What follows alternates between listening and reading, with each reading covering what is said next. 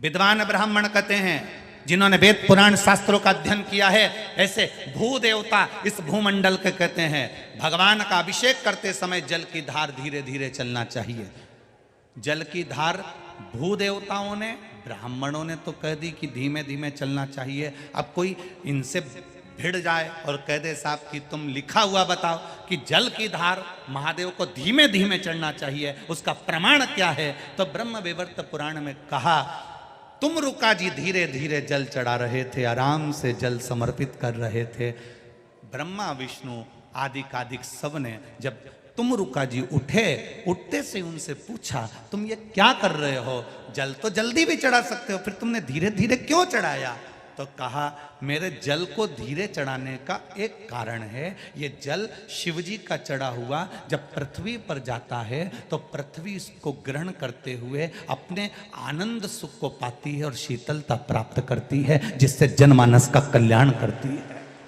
अब ब्रह्मा जी के प्रश्न का संशय मिट गया, भगवान विष्णु के प्रश्न का संशय मिट गया, अब इंद्र के प्रश्न का संशय मिट गया कि पृथ्वी को बार बार भगवान को अवतार लेने की जरूरत नहीं पड़ेगी, भगवान को बार बार पृथ्वी पर आने की जरूरत नहीं पड़ेगी। अगर संसार के लोग पृथ्वी पर रहने वाला एक एक बच्चा शंकर के मंदिर में एक लोटा पानी चढ़ाना चालू कर दे तो पृथ्वी भी अपना खजाना खोलना चालू कर देगी।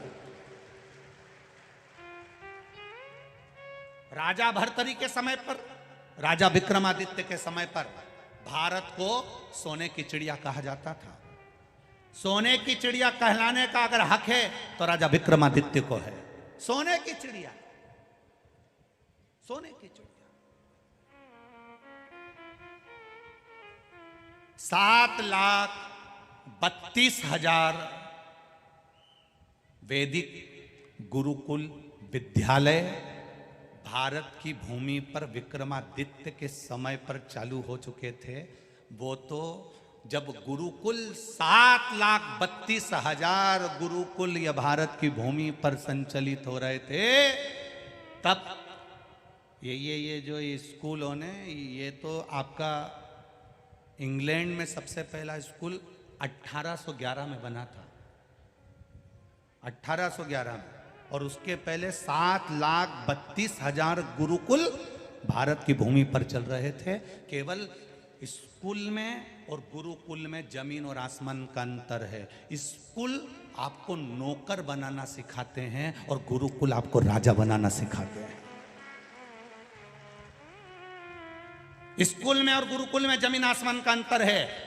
स्कूल आपको नौकर बनाना सिखाएंगे, इंजीनियर बन जाओगे तो कहीं नौकरी मिल जाएगी, अच्छी कंपनी में जॉब करोगे, अच्छी कंपनी में सर्विस करोगे। स्कूल वाले ये कभी नहीं कहते कि अपनी कंपनी डालने का प्रयास करना, पर गुरुकुल में गुरु कहता है अगर तू विद्वान बन गया तो तेरी खुद की कंपनियां चलेगी, तेरे साथ महादेव साथ चलेगा। स्कूल में और गुरुकुल में जमीन और आसमान का अंतर है। स्कूल में पढ़ाया जाता है कि तुम अगर पढ़ लोगे तो कहीं ना कहीं, तुम भी कहती हो, जितनी माताएं बैठी हैं इनसे पूछो अपने छोरा छोरी को एक ही बात कि अच्छा पढ़ ले तो कहीं नौकरी मिल जाएगी। मतलब तुम भी चाहते हो कि तुम्हारा छोरा कहीं नौकरी करे, कहीं नौकरी करे, कहीं नौकरी करे, कहीं नौकरी करे। मतलब वो दुनिया भर की, इंग्लैंड में स्कूल इसलिए चालू करे गए कि भारत के लोगों को गुलाम बनाना था अपनी कंपनी में, अपनी प्रॉपर्टी में, अपनी जमीन पर, और उन्होंने करा। भारत के लोग जाकर आज भी उनकी गुलामी कर रहे हैं, आज भी नौकरी कर रहे हैं। अगर इतने पढ़ लिख गए थे, इतने विद्वान हो गए थे तो भारत के नवयुवक बच्चों को प्रेरणा देते और कंपनी यहां खोलकर उनको आगे बढ़ाने का प्रयास करते। विदेश भागते। राजा विक्रमादित्य ने यह कुछ नहीं करा। राजा विक्रमादित्य ने, जरा विचार करिएगा, 25 राजा विक्रमादित्य जब सिंहासन पर बैठे उसके पहले के 25 वर्ष में सनातन धर्म शून्य पर आ गया था। उठाकर देखिए जरा, राजा विक्रमादित्य जब अपने सिंहासन पर बैठे उसके पहले के 25 वर्ष, उसके पहले के 25 वर्ष सनातन धर्म को शून्य कर दिया गया था। शून्य। सनातन धर्म नीचे दबता गया, दबता गया, दबता गया। रामायण, भागवत, गीता, वेद, पुराण, ये मेरी उज्जैनी का अवंतिका का इतिहास कहता है। पूरे भारत की भूमि पे से रामायण, भागवत, गीता, वेद, पुराण सबको छुपा दिया गया। ऐसी जगह छुपाया कि किसी के जिंदगी में जीवन भर मरते मर जाता तो ना रामायण ढूंढ पाता, ना वेद ढूंढ पाता, ना पुराण ढूंढ पाता। जो पुराण तुम सुन रहे हो ये भी नहीं मिल पाती। सारे वेद, सारे पुराण, सारे शास्त्र, महाभारत, रामायण, गीता, ये सब कुछ 25 वर्ष के अंदर, जब तक राजा विक्रमादित्य कुर्सी पर सिंहासन पर नहीं बैठे, उसके पहले के 25 वर्ष में सबको छुपा दिया। ऐसा छुपाया, ऐसा छुपाया कि राजा भर्तरी भी नहीं ढूंढ पाए थे, उनके पिता भी नहीं ढूंढ पाए थे। जब राजा विक्रमादित्य भर्तरी के जाने के बाद सिंहासन पर बैठे तो उन्होंने पहला काम करा, एक ही चीज करी कि सबसे पहले महाभारत, रामायण, गीता, वेद और पुराण कहाँ छुपे हैं उसको ढूंढा जाए। पृथ्वी को उखेड़ दिया, एक एक जहां जहां पर्दे आदि आदि लगे थे, जितने जितने जो जो बने हुए थे सबको तोड़कर उन्होंने वो वेद, पुराण, गीता, रामायण, शास्त्रों को निकाला और निकालकर विद्वान ब्राह्मणों के हाथ में दे दिया, तुम पढ़ो। पढ़ने के बाद इसका प्रचार पूरे ब्रह्मांड में करो। आज वापिस सनातन धर्म अगर भारत गौरव के शिखर पर चढ़ा है तो राजा विक्रमादित्य के कहने पर चढ़ा। आज दुनिया के लोग कहते हैं हम रामायण के वक्ता, कोई कहे हम भागवत के वक्ता, कोई कहे हम शिव पुराण के वक्ता, कोई कहे हम गीता के वक्ता। विक्रमादित्य, राजा विक्रमादित्य को धन्यवाद देना चाहिए। अवंतिका की भूमि पर रेलवे स्टेशन पर शीश नवाओ तो सबसे पहले राजा विक्रमादित्य को धन्यवाद देना कि तुमने भारत की स्थापना वापिस कर दी है। राजा विक्रमादित्य को धन्यवाद देना। अवंतिकापुरी में जितनी पाठशालाएं चले उन पाठशालाओं में एक पुस्तक राजा विक्रमादित्य की भी चलना चाहिए, जिसने इस अवंतिका का निर्माण नहीं पूरे भारत को सनातन धर्म का निर्माण करा है। ये कोई सहज है राजा विक्रमादित्य? बस उसकी 2-3 कहानी सुना दी, 32 की कहानी सुना दी और सिंहासन की कहानी सुना दी। उसके गौरव की कहानी कौन सुनाएगा? उसके इतिहास को कौन जानेगा? उसको पहचान जो चलता था तो काल अधिपति के शिखर को देखकर चलता था। रानी कहती थी मंदाला, स्वामी आप बार बार महाकाल के शिखर को क्यों देखते हो? रानी से राजा एक ही बात कहता था, एक दिन मुझे भारत को उसी शिखर तक पहुंचाना है, उसी शिखर तक, उसी शिखर तक। पूरी दुनिया के शिखर देखना और एक बार मेरे महाकाल राजा का शिखर देखना। पूरी दुनिया के शिखर में केवल शिखर नजर आएगा, पर मेरे महाकाल के शिखर में एक गोल चक्र, उसमें किरणें निकलती हुई नजर आएगी, क्योंकि महाकाल के शिखर को राजा विक्रमादित्य ने कहा था मेरे भारत को शिखर तक पहुंचाना है और सूर्य की किरण जैसी फैलाना है। इसलिए आज भी महाकाल पर सूर्य की किरण का शिखर चढ़ा है।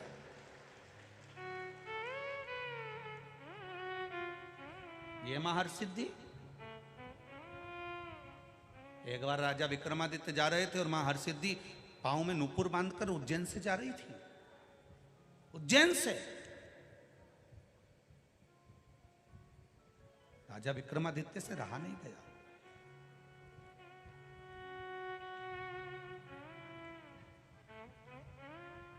रहा नहीं गया राजा विक्रमादित्य से और पूछ लिया,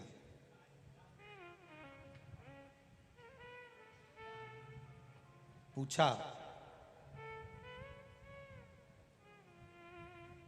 पहले तो पीछे पीछे चले मां हरसिद्धि के। इतनी सुंदर मां हरसिद्धि, इतनी सुंदर छोटी सी कन्या का रूप रखकर मां हरसिद्धि जब जा रही थी, राजा विक्रमादित्य पीछे पीछे चलते चलते मां हरसिद्धि के पीछे पीछे चलते चलते क्षिप्रा के तट पर जब हरसिद्धि पहुंची और देखा कि इनके लिए तो विमान आया है और ये विमान में बैठ के जा रही है, कहां गई?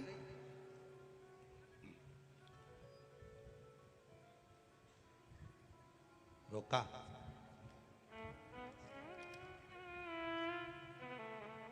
आवाज दी राजा विक्रमादित्य ने, मां मां। छोटी सी कन्या हंसकर उधर चली गई क्षिप्रा के तट पर। विक्रमादित्य फिर हंसकर बोले, मां, ओ मां। छोटी सी कन्या अटखेली करती करती महाकल वन में घूम रही है। विक्रमादित्य जी उनके पीछे पीछे घूम रहे हैं। फिर आवाज लगाई, मां, मां। छोटी सी कन्या भागते हुए कूप के पास पहुंच गई, बावड़ी के पास। फिर विक्रमादित्य ने आवाज लगाई, मां, ओ मां। हरसिद्धि माता ने पलट कर पूछा, मैं छोटी सी कन्या हूं, तुमको मां नजर आ रही? आप मुझे मां कह रहे हो? आपकी माता तो आपके घर में निवास कर रही होंगी और आप मुझे आवाज लगा रहे हो?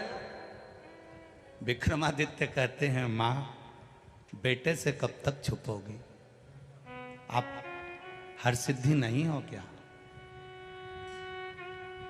कहां जा रही हो? उज्जैनी से, इस अवंतिकापुरी से बाहर। हरसिद्धि ने कहा, मेरे भक्त गुजरात में, हरसद में, गुजरात के पास में एक स्थान है हरसद गांव, जहां कहती है हरसिद्धि कि मेरे भक्त मुझे वहां बुला रहे हैं तो मुझे भागना पड़ेगा, जाना पड़ेगा। विक्रमादित्य जी कहते हैं, मां, इस अवंतिका को छोड़कर चली जाओगी तो ये अवंतिका वालों का पेट कौन भरेगा? क्योंकि मां हरसिद्धि, तू ही अन्नपूर्णा है, तू ही लक्ष्मी है। तेरा दर्शन शाम के समय पर अगर कोई करता है ना मां, तो उसका भंडार कभी खाली नहीं रहता, और तू छोड़कर चली जा रही। हरसिद्धि तो विक्रमादित्य की आंख में आंसू भरे थे आज मां से बात करते हुए। जैसे रामकृष्ण परमहंस मां शारदा से बात करते समय आंख से निरंतर अश्रु बहता रहता, निरंतर।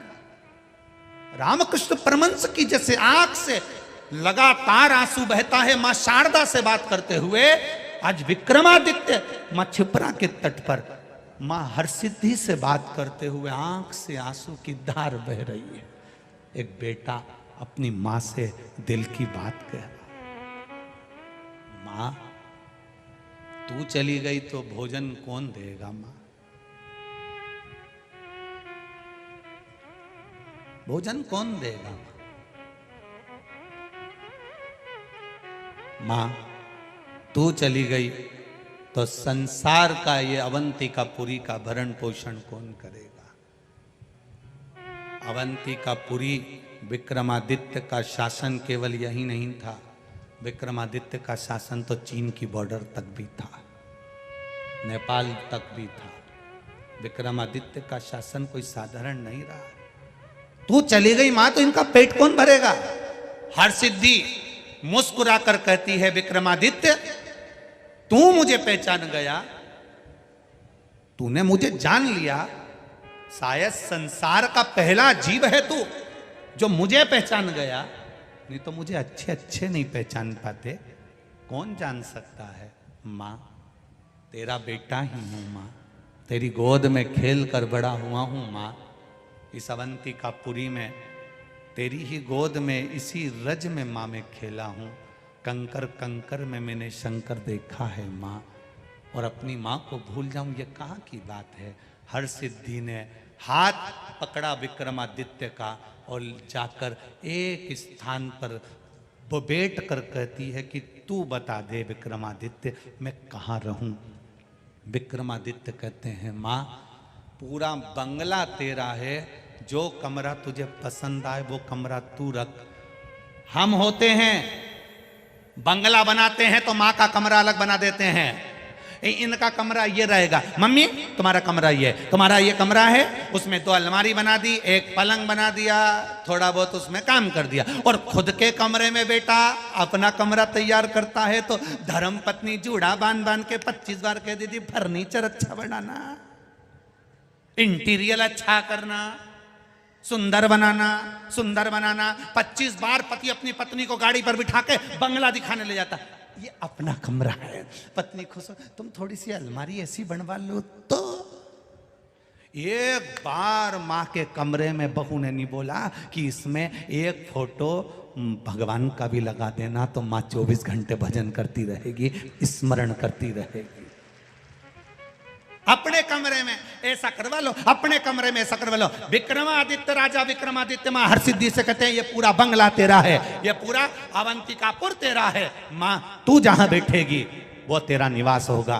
बस माँ ने कह दिया राजन सुबह के समय पर आकर तू मेरा स्मरण करना, जहां तू मुझे लाल पुष्प समर्पित कर देगा वहीं यह हरसिद्धि आकर बैठ जाएगी। और माँ हरसिद्धि पूरी अवंतिकापुरी में भ्रमण करती करती राजा सवेरे आया, एक पुष्प ले जाकर रख दिया, रखा, माँ वहां विराजमान हो गई। आज भी वो हरसिद्धि दुनिया का भंडार भर रही है, दुनिया का भंडार भर रही है। अन्नपूर्णे सदा पूर्णे शंकर प्राण। हमको तो लगता है ये महाकाल राजा ने ये शिव महापुराण की कथा उज्जैन को, लोगों को उज्जैन का इतिहास बताने के लिए रखी है, ऐसा लगता है हमको। तो हमको ऐसा महसूस होता है कि ये महाकाल राजा ने खुद ने रखी कि ये मेरी उज्जैनी, ये दुनिया के लोग उज्जैन में रहने वाले भी भटक रहे हैं, वहां पर कोई को नई पवन उतरी है, नरियल लेके वहां पहुंच गई, कोई ने घूम घूम के 2-4 दाना बता दिया और कह दिया तो वहां अगरबत्ती लेके पहुंच गई। और यहां सारे देवता बैठे हैं, इस भूमि को छोड़कर जाओ तो तुम्हारा भाग्य फूटा है, भाग्य फूटा। ना जाने किस किस के चक्कर में पड़ जाते हो। अरे जिसके चक्कर में दुनिया पड़ी है, पूरा विश्व जो महाकाल राजा का दर्शन करने आता है, पूरा विश्व मां छिपरा का स्नान करने आता है, पूरा विश्व हरसिद्धि माता का दर्शन करने आता है, पूरा विश्व काल भैरव का दर्शन करने आता है, पूरा विश्व गोपाल जी का दर्शन करने आता है, पूरा विश्व चिंतामन गणेश का दर्शन करने आता है। और आप अभी भी संशय में जी रहे हो, अभी भी संशय तुम्हारे मन में, किसी ने कुछ कर दिया होगा। उज्जैन वालों पे कुछ कर दे फिर वो काल भैरव क्या करेगा? उज्जैन वालों पर, अरे उज्जैन वालों को तो ठाठ से इसकी सामर्थ्य था, किसकी सामर्थ्य?